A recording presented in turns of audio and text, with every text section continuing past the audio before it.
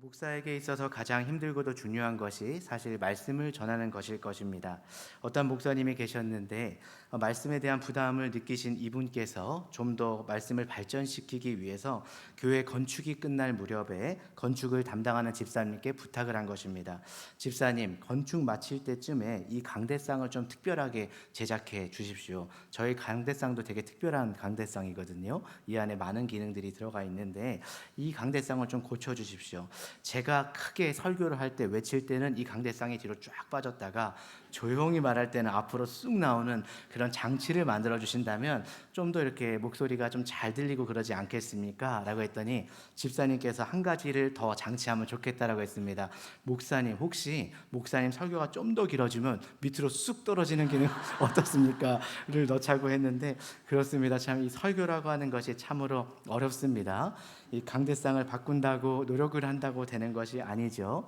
자, 솔직히 말씀드리면 저도 참 이 오랫동안 참 이 신학생 이후로서 이 목회의 길을 걷고 있지만 어느 분야든지 20년 정도 이상하게 되면 좀 눈도 감고 할 정도로 편안해져야 되는데 아직도 설교 강단했으면 참 그것이 그렇지가 않습니다. 강단에 올라올 때마다 말도 떨리고 또 긴장된 상태로 그렇게 올라오게 됩니다. 어쩌면 제가 하나님 앞에 설 때마다 또 우리가 어려워하는 두 가지가 있을 수 있는데 첫 번째 이유는 전능하신 하나님의 말씀을 전하는 것이기 때문일 것입니다. 제 얘기를 하라면 편하게 얘기할 텐데 하나님의 말씀을 하라는 것이기 때문에 참으로 어렵습니다. 두 번째 이유는 말씀을 참 잘 이렇게 바르게 전하기는 할 수 있겠지만 그렇게 살지 못하는 제 자신의 부담이 있는 줄로 믿습니다. 만약 설교자가 그 설교하는 대로 그대로 살 수 있다면 얼마나 좋겠습니까마는 항상 그런 것이 마음에 부담이 되고 짐이 되는 것이 설교자의 마음인 줄 믿습니다. 그러나 여러분께서는 오늘 사람의 말씀을 들으러 온 것이 아니라 하나님의 말을 들으러 온 줄 믿습니다. 하나님의 말씀을 들으러 오셨기 때문에 마음 문을 여시고 하나님께 집중하시고 성령님께서 조명해 주시는 그 말씀에 따라서 주의 음성을 듣는 그런 시간 되시길 소망합니다. 잠시 기도하시겠습니다. 하나님, 감사합니다. 오늘 하나님 주의 말씀 앞에 우리가 섰습니다. 성령님께서 오늘 친히 말씀해 주시고 주의 음성을 듣고 헌신하고 결단하며 예수님을 따르는 거룩한 시간 될 수 있도록 도와주옵소서. 예수님의 이름으로 간절히 기도합니다. 아멘. 우리가 때로는 제대로 전기요금을 내지 않아서 독촉장이 날라올 때가 있습니다. 그래도 안 나면 또 경고장이 날라오곤 합니다. 한 달의 유예기간을 드리는데 이번에도 내지 않으시면 당신의 집에 전기를 공급하지 않을 것입니다 라고 하면서 전화요금도 그런 식으로 올 때가 있죠. 그래서 이 고객을 섬기는 그분들의 원래 의도는 어떤 것일까요? 정말 의도는 전기를 끊고 전화를 불통되게 하는 것이 아니라 전기를 잘 공급받고 편안한 삶을 누리도록 하는 것이 바로 한국전력의 목적일 것이고 국가의 목적일 것입니다. 그러나 만약 우리가 이런 특권에 따르는 책임을 다하지 못하고 계속 돈을 내지 못하고 불성실한 태도로 하게 된다면 또 이런 경고가 주어지게 될 것입니다.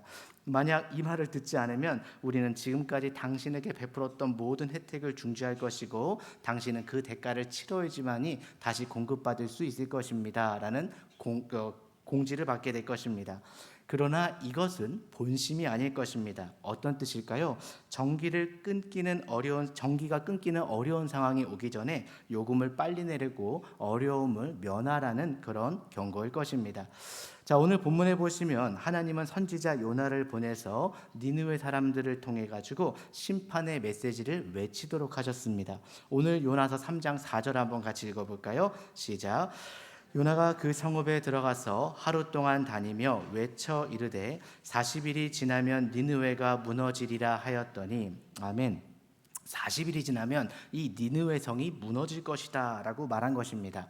자, 요나는 이 니느웨 성이 하나님의 진노 때문에 그 성은 반드시 침을 받을 것이다 라고 말하고 있습니다. 왜 하필이면 40일이라는 그런 유예기간을 설정해 주셨을까요? 심판이 변경될 수 없는 것이라면 그냥 땅 때려서 멸망시키면 될 텐데 왜 40일이라는 유예기간을 주셨을까요? 왜 그랬을까요? 아마도 하나님께서는 그 경고의 메시지를 듣고 다시 돌이키고 회개하고 돌아올 수 있는 기회를 주기 위해서인 줄 믿으시길 바랍니다. 지금 우리에게도 은혜의 시간이 있고 우리는 은혜의 때를 살아가고 있습니다. 이 은혜의 때를 살아갈 때 하나님의 경고의 말씀을 듣고 우리의 마음과 삶을 돌이켜서 바른 믿음으로 서시는 여러분들 되시길 주님의 이름으로 축원합니다. 자, 오늘 본문 마지막 구절인 요나서 3장 10절 말씀을 한번 같이 읽겠습니다. 3장 10절입니다. 시작.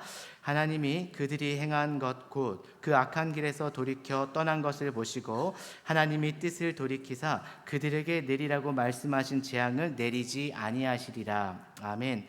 요나서 3장 10절을 히브리 원문을 뜻을 살려서 번역하게 된다면 재미있는 번역이 됩니다. 우리가 돌이키면 하나님께서도 돌이킨다. 우리가 돌이키면 하나님께서도 돌이킨다라는 뜻입니다.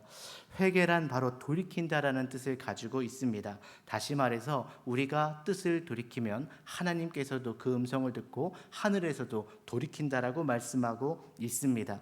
그래서 하나님께서는 재앙에서 용서로 그 뜻을 바꾸심을 말하고 있습니다. 재앙이 어떻게 변한다고요? 용서가 되고 축복이 되고 부흥이 되고 임재가 되는 줄 믿습니다. 자, 우리가 뜻을 돌이켜서 제대로 살면 우리 하나님이 우리를 향해서 심판을 작정했다가도 그 계획을 변경하시는 줄 믿습니다. 자, 그렇다면 이 니느웨 성 사람들은 니느웨 사람들에게 하나님께서 본래 의도하신 것이 무엇일까요? 바로 진노 중에도 회개하고 돌아와서 구원받으라는 것이 하나님의 본래 뜻인 줄을 믿습니다. 자, 그러므로 우리가 심판과 멸망을 당하지 않고 하나님과의 아름다운 관계 속에서 은혜와 축복을 누리기 위해서는 어떻게 돼야 될까요? 하나님께 돌이키고 돌아오고 회개하고 그 임재 가운데 돌아가야 될 줄 믿으시기를 바랍니다. 그래서 하나님께서는 예레미야 29장 11절 말씀에 이렇게 말씀하십니다. 나 여호와가 말하노라 너희를 향한 생각은 내가 아나니 재앙이 아니라 곧 평안이요 너희 장래에 소망을 주려는 생각이니라. 아멘. 이것이 바로 주님의 진정한 뜻인 줄 믿습니다. 결국 하나님이 우리에게 주시려고 하는 것은 심판과 재앙이 아니라 평안과 장래와 소망인 줄 믿습니다. 그러므로 진내 중에라도 우리가 돌이키기만 한다면 언제든지 하나님께서는 그 진노의 손을 펴셔서 축복의 손으로 새로운 기회를 주시는 줄 믿으시길 바랍니다. 지금 우리가 살고 있는 시대는 도덕적인 위기에 처해 있습니다. 겉으로 보기에는 평화스럽게 보일지 모르지만 더 깊이 들여다보면 평안하지 않습니다. 정치, 경제, 문화 전반에 있어서 도처에서 또 어떻게 보면 끊임없는 자연재해가 도처에서 발생하고 있는 혼란스러운 시간을 살고 있습니다. 어쩌면 우리가 하나님의 축복을 축복으로 헤아리지 못하고 죄에 깊이 빠져서 타락해가는 이 시대를 향한 하나님의 심판이 우리에게도 만약에 작정되어 있다면 우리는 어떻게 행동해야만 할까요? 한 가지 길밖에 없는 줄 믿습니다. 이 시대를 향한 하나님의 심판의 뜻을 돌이키기 위해서는 우리가 하나님을 붙잡아야 되는 줄 믿습니다. 우리의 뜻을 돌이키고 하나님 뜻에 붙잡히고 성령의 뜻에 붙잡혀야 되는 줄 믿습니다. 우리는 이것을 회개라고 부르고 있습니다. 붙잡혀야 한다니까 어떤 분들은 아내에게 붙잡혀야 한다 그렇게 생각하시는 분들이 있습니다. 맞습니다. 솔직히 아내에게 붙잡힌다는 것은 나쁜 생각은 아니라고 생각이 됩니다. 아내만큼 확실한 피난처가 어디 있습니까? 가장 확실한 하나님 다음에 내 편이겠죠. 처하태평이라고 하는 말이 있죠. 천하태평이 아니라 처하태평. 아내 밑에 있을 때가 가장 평화롭다라는 걸 중년이 되고 나서 참 많이 느끼곤 합니다. 사필귀처라는 말이 있죠. 모든 일의 결국은 아내의 뜻대로 이루어진다라는 말이 있습니다. 그런 것 같아요. 맞죠? 자, 진인사 대처명이라는 말이 있잖아요. 인간이 해야 할 모든 도리를 다 한 후에는 아내의 명을 기다린다라는 말이 있습니다. 자, 그만큼 사실 참으로 우리에게 아내만큼 큰 버팀목이 없습니다. 우리가 의지할 수 있는 대상인 건 확실한 것이죠. 그럴지라도 아내조차도 완벽한 존재가 아닙니다. 연약할 때가 있고 무너질 때가 있습니다. 그러므로 우리의 삶을 정말 다 맡겨도 괜찮을 대상은 누구입니까? 바로 결론부터 말씀드리자면 예수 그리스도이신 줄 믿습니다. 그분은 길이요 진리요 생명이시자 나의 인생의 시작이시요 삶의 주인이시기 때문에 우리가 그분을 붙들 때 바른 인생의 궤도를 살 수 있고 그분의 뜻에 따라 살아갈 때 진정한 복음의 차원의 길을 걸어갈 수 있는 줄 믿으시기를 바랍니다. 자, 오늘 본문에 나오는 니느웨 백성들은 비록 이방 백성들이었지만 하나님의 뜻을 알고 하나님의 뜻을 붙잡고 회개함으로써 하나님의 놀라운 부흥을 경험한 것이 바로 니느웨 사람들인 줄 믿습니다. 왕에서부터 이름 없는 서민까지 이르기까지 도시의 모든 백성들이 깊이 회개하고 자복하면서 하나님의 새로운 은혜와 축복 속에 거하는 놀라운 부흥을 체험하게 되었습니다. 자, 우리도 이 시대에 또 한 번 이러한 영적인 경험을 체험하기 위해서는 하나님의 뜻에 의지하고 우리의 뜻을 돌이키고 회개함으로써 시작해야 될 줄 믿습니다. 자, 회개에 대한 가장 아름다운 모델은 이 본문에 나오는 니느웨 백성들이라는 것을 발견할 수가 있습니다. 이 성경에 보니까 요나서 3장에 회개가 두 가지가 나오는데 하나는 요나의 회개가 나오고 하나는 니느웨의 회개가 나옵니다. 회개에는 두 가지 유형이 있을 텐데 첫 번째 요나의 회개를 한번 보겠습니다. 요나가 물고기 뱃속에 사흘 동안 있으면서 어땠을까요? 처음에는 주님께서 원하시는 대로 안 가다가 이제는 죽을 것 같으니까 진심으로 전심으로 회개합니다. 하나님 다시는 이제 안 그러겠습니다. 한 번만 살려주신다면 제가 정말 잘하겠습니다 라고 하면서 물고기가 그를 뱉어놓자마자 찍소리도 안 하고 즉각 니느웨로 달려가게 됩니다. 자, 어쩌면 요나와 같은 회개도 회개지만 분명히 회개는 하긴 했는데 두려움 때문에 한 것입니다. 전인격적으로 완전히 변화된 회개가 아니라 뭐예요? 한 대 맞아보니까 너무나 아프니까 어쨌든 말씀은 듣긴 들어야 되고 억지로라도 회개해야겠으니까 회개하는 것이 어쩌면 요나의 회개일 수가 있었습니다. 그런데 4절을 보니까 요나가 니느웨 가서 하나님의 주신 말씀을 전합니다. 4절 한번 같이 한번 읽어볼까요? 시작. 외쳐 이르되 40일이 지나면 니느웨가 무너지리라. 아멘. 자, 분명히 하나님이 니느웨 성에 가서 말씀을 전하라고 했더니 어떻게 했습니까? 하나님께서 40일이 지나서 느느웨를 무너뜨릴 것이다 라고 말하고 있습니다. 자, 무너뜨릴 텐데 그 뒤에 무너뜨리지 않으려면 회개하고 하나님께 돌아와야지 라는 말을 하면 좋은데 오늘 본문에 보니까 그런 말은 없습니다. 40일 후에는 너희들은 망할 것이다 라고 하면서 사흘 길을 돌아야 되는 길을 단 하루만 돌고 있는 것을 볼 수가 있습니다. 그러면서 그는 그렇게 하죠. 하나님 분명히 저는 하나님께서 시키는 대로 하기는 했습니다. 하기는 했는데 그 마음의 중심이 전심으로 돌아선 회개가 아닌 것입니다. 3절에 보니까 니느웨가 돌려면 사흘 길을 돌아야 되는데 얼마나 큰지 나와 있습니다. 3장 3절 한번 읽어볼까요? 시작. 요나가 여호와의 말씀대로 일어나서 니느웨로 가니라. 니느웨는 사흘 동안 걸을 만큼 하나님 앞에 큰 성읍이었더라. 사흘 정도 돌아야 될 정도로 구석구석 봐야 될 정도로 큰 성읍이 바로 니느웨라고 말씀하고 있습니다. 사흘 길을 돌아야 한 번에 다 돌 수 있는 길이 이 니느웨 성인데 이 요나는 며칠 돌았다고요? 단 하루만 돌면서 돌았다라고 합니다. 3일을 돌 것을 하루만 돌았다면 사람들이 한 3분의 1밖에 그 소식을 듣지 못했겠죠. 그런데 이 고고학적으로 이 니느웨 성벽이 얼마나 컸냐 하면 높이가 30m에 달았다고 말하고 있습니다. 우리나라 아파트 층고가 2.9m에서 3m 정도가 되는데 30m면 아파트 몇 층짜리입니까? 아파트 10층짜리 높이의 성벽으로 쌓여 있었고 그리고 그 위에는 쌍두마차 6대가 다닐 수 있을 만큼 42m의 넓은 길로 되어 있었고 또 적들이 침공하지 못하게 해자를 파놨는데 해자의 깊이는 18m나 되는 그런 깊은 그런 크고 웅장한 성읍이었다라고 말하고 있습니다. 면적은 또 얼마나 컸느냐? 한 바퀴 도는데 3일이 걸릴 정도로 많이 걸렸고 220만 평이나 된다라고 말하고 있습니다. 요즘에 챗GPT가 잘 나오니까 계산을 좀 시켜봤더니 여의도의 2.5배, 경복궁의 17.5배, 울릉도 면적과 비슷한 크기라고 나와 있습니다. 그렇게 사흘 길을 걸어야 구석구석 니느웨 성을 다 돌 수 있을 정도였는데 그런데 요나는 며칠 돌았다고요? 하루만 딱 돌아버리고 했습니다 주님. 하면서 회개할 방법도 안 가르쳐주고 그냥 저주와 심판만 전했다라는 것입니다. 만약 이 요나가 하나님의 마음을 전심으로 알고 하나님의 마음과 같이 영혼의 마음을 알았다라면 니느웨에 멸망할 사람들을 생각하면서 주님 얼마나 마음이 아프셨습니까? 제가 사흘이 아니라 나흘이라도 돌면서 저들을 붙잡고 한 명이라도 더 구원하겠습니다 라야 했었는데 그는 그렇지 아니하였다라고 말하고 있습니다. 그의 마음속에는 이런 마음이 있었습니다. 하나님은 사랑이시고 긍휼이 많으시기 때문에 혹시라도 저들이 회개하면 용서할까 봐 전전긍긍하면서 지금 하나님이 어떻게든 용서하면 안 돼. 심판받아서 망해버려야 되는데 혹시라도 니느웨 사람들이 회개하면 어떡하지? 라는 그런 마음이 있었습니다. 그 당시 이스라엘 백성들 마음에는 구원은 오직 이스라엘에만 있는 것이고 이방인에게는 없다라고 생각했기 때문에 그의 마음에는 이런 마음이 있었습니다. 요나에게는 달갑지 않았습니다. 왜 그렇게 요나가 아수르를 싫어했을까요? 니느웨는 아수르 제국의 수도였고 그 니느웨는 굉장히 악한 도시였습니다.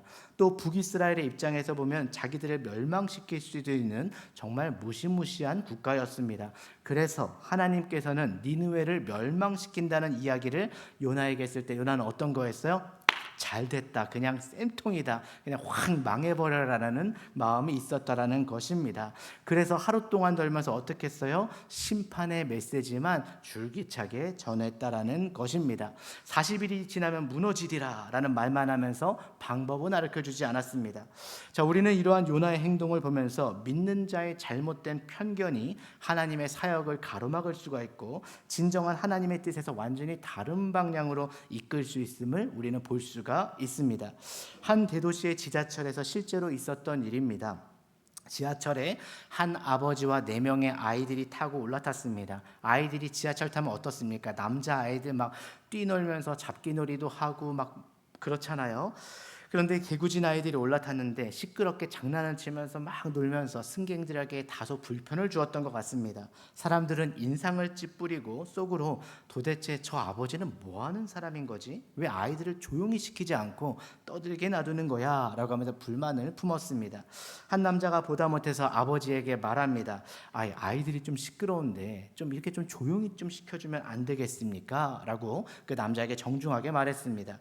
근데 그 아버지는 힘없이 고개를 들면서 대답합니다. 죄송합니다. 저도 어떻게 해야 될지 지금은 잘 모르겠습니다. 사실 방금 병원에서 나오는 길인데 아이들 엄마가 세상을 떠나서 지금 정신이 없이 아이들을 먼저 장모님께 데려다주는 길입니다. 이 말을 들은 사람들이 깜짝 놀랐습니다. 아이들과 아버지를 판단했던 사람들은 자신이 상황을 제대로 판단하지 못한 채 편견만으로 상대를 바라보았다는 사실을 깨닫게 되었고 그 순간 그 사람들의 눈빛은 비난에서 동정과 위로와 사랑의 눈빛로 변하게 되었습니다. 그렇습니다. 요나는 니느웨 사람들에 대한 깊은 편견만을 가지고 있었습니다. 그는 니느웨를 악한 도시로만 생각했고 그들이 회개할 가능성조차도 그는 무시했습니다. 그러나 하나님께서는 편견 없이 모든 사람에게 은혜와 사랑의 기회를 주신 줄 믿습니다. 어쩌면 우리가 가진 편견이 하나님의 놀라운 사랑과 구원을 제한해서는 안 됩니다. 이번에 담임 목사님께서 말씀하신 것처럼 우리가 빛과 소금과 누룩이 되어서 우리의 경계를 뛰어넘어서 선교하고 전도하는 우리 여러분 되시기 주님의 이름으로 축원합니다. 우리의 편견을 내려놓고 하나님의 시선으로 사람들을 바라보고 이 땅을 바라보시길 주님의 이름으로 축원합니다. 그런데 요나가 예상치 않았던 기대하지 않았던 일들이 막 일어나기 시작합니다. 요나가 전해줬던 그 엉터리와 같고 반쪽짜리 심판 메시지를 듣고 니느웨 도성의 많은 서민들과 왕에 이르기까지 모두 회개하기 시작한 것입니다. 요나의 선포를 사람들이 듣고 어떻게 돼요? 마음을 찢고 회개하기 시작한 것입니다. 어떻게 이런 일이 일어날 수가 있을까요? 이것은 바로 하나님의 임재, 성령께서 역사하신 줄 믿으시기를 바랍니다. 성령의 역사 없이는 어느 누구도 자신의 죄를 비출 수가 없습니다. 어느 누구도 자신의 죄를 통회할 수가 없습니다. 그들에게 강력하게 국가적으로 임했던 하나님의 임재가 그들 가운데 죄를 깨닫게 하신 줄을 믿습니다. 요나는 분명히 이 40일 후에는 니느웨 성이 무너진다고 심판을 했었는데 사람들이 그런 겁니다. 저주하는 사람에게 있어서 사람들이 해코지해야 되잖아요. 너 누구야? 알고 보니까 북이스라엘에서 왔네. 간첩 아니야? 스파이 아니야? 잡아다가 해코지하고 때리고 꿀밤도 때리고 막 안기부에 잡혀가고 그래야 되는데 사람들이 그러지 않는 겁니다. 사람들이 쫓아다니면서 정말 심판이 내리는 게 진짜예요? 하나님은 누구신데요? 그럼 우리는 어떻게 해야 되는데요? 그럼 우리는 어떻게 우리가 해야 되는데요? 라고 하면서 사람들이 생각하지 못한 반응을 보이고 있는 것입니다. 보통 누군가 나타나서 여기 시범 아파트 사시는 분 손 들어보시기 바랍니다.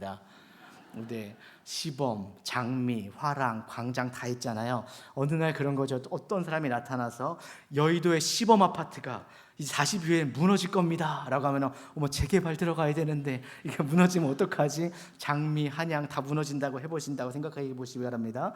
정신 나간 소리 하고 있네 사람들이 하고 무시하거나 해코지할 줄 모르는데, 그런데 어떻게 했습니까? 이 사람들은 막 쫓아다니면서 그것이 진짜이냐? 하나님은 누구시냐? 그럼 우리는 어떻게 해야 되냐를 물으면서 그들은 회개하면서 믿음으로써 나아갔다라고 말하고 있습니다.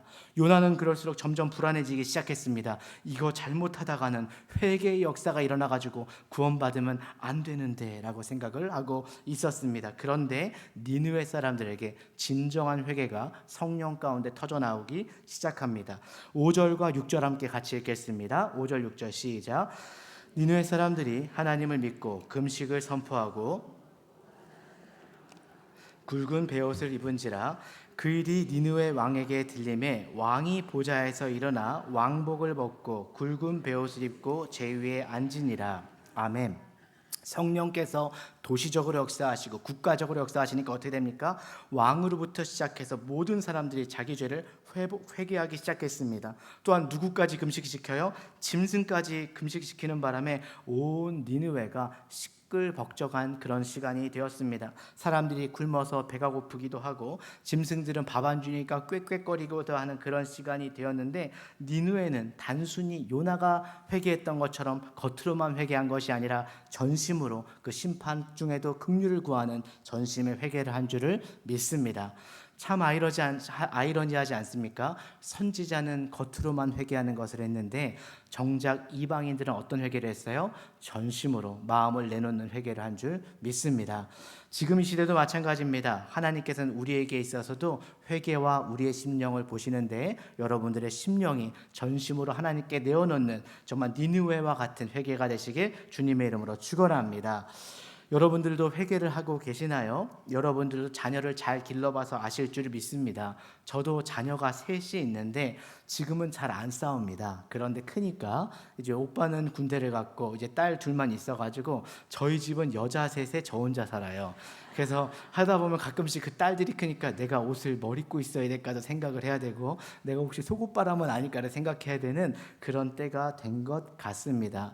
아이들이 개구져가지고 둘째가 특히 개구진데 어느 날 보니까 이 초콜릿 중에서 이 아몬드가 쌓여져 있는 거 있잖아요.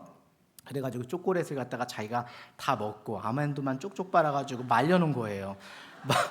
말려놓은 걸 누구한테 줬냐면 오빠 아몬드 먹을래? 라고 하다가 오빠가 그걸 다 먹은 거죠. 네, 나중에 그걸 오빠가 알게 돼가지고 오빠가 쥐어받고 때리고 하여튼 싸움이 일어나게 되었습니다. 자, 그때 이제 그 싸움을 말리고 이제 그러면서 그런 생각이 들었습니다. 오빠이기 때문에 좀 억울하긴 하지만 좀 용서해주고 너는 오빠한테 그렇게 어떻게 함부로 그렇게 할 수가 있냐라고 하면서 이제 혼냈던 기억이 나는데, 서로 네가 잘했니 내가 잘했니 하다 보면 부모님이 심판자가 되라는데 결국 어떻게 됩니까? 둘 다 손바닥 내 해가지고 손바닥 맞자 하고 맞게 되는 것이죠. 자, 근데 부모님이 진정 원하는 것은 무엇입니까? 좀 너그러운 마음으로 서로가 화해하고 서로 친밀하면서 서로 같이 지내는 것이 부모의 마음인 줄을 믿습니다. 자, 그런 것처럼 하나님도 마찬가지일 줄 믿습니다. 진정으로 회개하고 진정으로 깨닫고 형제 자매 간에 이 교회 안에서도 잘 지내게 될 때 하나님께서는 그런 우리의 모습을 보는 줄 믿습니다. 그래서 제가 손바닥을 때렸더니 둘째가 그럽니다. 목사님이 사람 때렸으니까 가정폭력으로 신고할 거야 라고 얘기를 합니다. 그래서 똑같이 셋째도 그렇게 보여가지고 아빠의 니느웨인을 다 폭로할 거야. 그때는 막 그렇게 얘기를 했던 것이 기억이 나는데 참 지금에 이렇게 또 웃는 시간이 되었습니다. 그런데 때로는 화해할 때가 있죠. 잘못했다라고 화해하고 서로 그렇게 서로를 갖다가 위로하고 할 때는 어떻게 됩니까? 자, 오늘 너무나 잘했으니까 우리 뿌링클 통닭 시켜 먹자 하고 같이 먹게 되는 줄 믿습니다. 저는 뿌링클 통닭을 먹어보면 먹어볼수록 참 이렇게 얼음 맛으로 이해가 안 되는데 아이들은 먹어보면 먹어볼수록 그게 맛있는 것 같습니다. 그래서 저는 가끔씩 누룽지 통닭을 먹자라고 하면 아이들이 방으로 쑥 들어가 버려요. 그래가지고 저희는 중간에서 합의 봐서 교촌으로 합의 보기로 했습니다. 자, 그렇습니다. 교회 생활도 똑같습니다. 진정 회개했냐 아니냐가 엄청난 차이인 줄 믿습니다. 회개가 다릅니다. 니느웨 사람들의 회개와 요나의 회개는 뚜렷한 차이점이 있는 줄 믿습니다. 9절 한번 읽겠습니다. 하나님이 뜻을 다시 읽겠습니다. 시작. 하나님이 뜻을 돌이키시고 그 진노를 그치사 우리가 멸망하지 않게 하시리라. 그렇게 아닐 줄을 누가 알겠느냐 하시리라. 아멘. 여기 니느웨 왕의 참 아름다운 고백이 나옵니다. 분명히 예언은 40일 후에 망할 거라고 했는데 40일 후에 심판이 온다고 했는데 이 니느웨의 왕이 선포합니다. 그러나 누가 알겠느냐? 우리가 이렇게 진심으로 회개하면 하나님께서 뜻을 돌이키고 진노를 거두실지 누가 알겠느냐? 그러니 우리 멸망할 거라는 말만 믿지 말고 우리 모두 같이 회개하자라고 하면서 왕에서부터 서민들까지 회개의 운동이 일어나기 시작합니다. 그리고 7절 8절에서 니느웨 백성에게 왕이 조서까지 내립니다. 7절 8절 함께 읽겠습니다. 시작. 왕과 그의 대신들이 조서를 내려 니느웨에 선포하여 이르되 사람이나 짐승이나 소떼나 양떼나 아무것도 입에 대지 말지니 곧 먹지도 말 것이요 물도 마시지 말 것이며 사람이든지 짐승이든지 다 굵은 베옷을 입을 것이요 힘써 하나님께 부르짖을 것이며 각기 악한 길과 손으로 행한 강포에서 떠날 것이라. 아멘. 그래서 니느웨는 이 왕의 명령에 의해서 전 국가적으로 도시적으로 회개하고 금식하는 역사가 일어난 줄 믿습니다. 하나님께서도 오늘 여러분과 저를 지켜보시는 줄 믿습니다. 혹시 우리의 그 모습을 보고 돌이키시리라고 믿습니다. 뜻을 돌이킬 줄 믿습니다. 누가 가르쳐준 것이 아닙니다. 요나가 선포한 것도 아닙니다. 그들 스스로 성령께서 주시는 그 은혜로 말미암아 그들이 돌이켰을 때 그들이 산 줄 믿으시길 바랍니다. 그들이 회개했을 때 그들이 살아났습니다. 심판 중에서 하나님께서 축복으로 바꾸신 줄 믿습니다. 하나님께서 살려주셨고 그들에게 은혜와 축복이 임한 줄 믿으시기를 바랍니다. 그러므로 이 심판과 축복은 바로 이 앞뒷면의 동전과 같다고 말할 수가 있습니다. 하나님께서 아무리 진노 중에라도 기도할 때 우리에게 축복의 은혜를 베푸실 줄 믿습니다. 지금 우리가 대한민국과 우리나라를 위해서 기도해야 될 때일 줄 믿습니다. 우리가 속해 있는 이 대한민국 그리고 여의도 이 서울 땅을 위해서 우리가 기도할 때 하나님께서 진정한 부흥을 주시고 이 땅 가운데 심판이 아니라 하나님의 은혜를 베풀어 주실 줄 믿습니다. 우리 가운데 먼저 회개와 부흥이 일어나야 될 줄 믿습니다. 우리 여의도 침례교회가 먼저 부흥을 확신하고 회개를 확신해야지만이 우리가 여의도를 넘어서 서울 땅에 전할 수 있고 서울을 넘어서 중앙아시아와 중국과 또 북한과 우리가 중동과 또 정말 이슬람까지 뻗쳐서 그 복음을 전할 수 있는 자들이 될 줄을 믿습니다. 그러므로 오늘 우리가 두 가지 회개를 보았는데 우리가 요나의 회개가 아니라 니느웨의 회개처럼 우리 마음을 찢고 진정으로 주님께서 원하시는 그 회개, 성령께서 만지시는 회개, 주의 보혈이 우리를 정결케 하시는 회개, 나를 통해서 우리 가정 가운데 또 약무리 가운데 하나님의 부흥을 이루시는 그 회개를 하시는 여러분들 두시는 여러분들에게 주님의 이름으로 축원합니다.